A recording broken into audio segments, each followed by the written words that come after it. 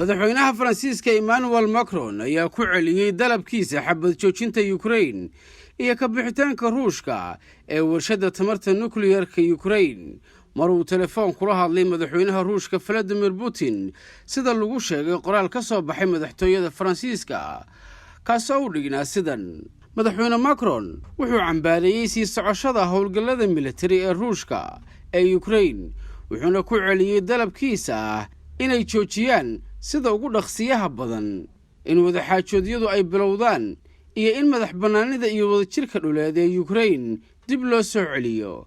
sidoo kale wuxuu carabka ku adkeeyay baahida loo qabo in la hubiyo badbaadada warshada tamarta nuclear-ka.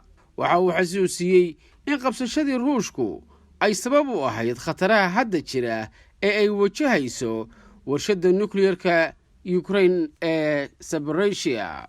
wuxuu ugu baaqay ciidamada Ruushku inay kala baxaan hubka culculus iyo kuwa fudud ee warshada iyo in talooyinka hay'adda IAEA si dhow loo raaco si loo hubiyo in ammaanka goobta dib loo soo celiyo. Zaporizhzhia waa warshada nuclear ee ugu weyn Yurub waxayna xarunteedu ku taallaa koonfurta bari ee dalka Ukraine waxayna gacanta u gashay ciidamada Ruushka ee duulaanka ku soo qaaday Ukraine 24 February ee sanadkan.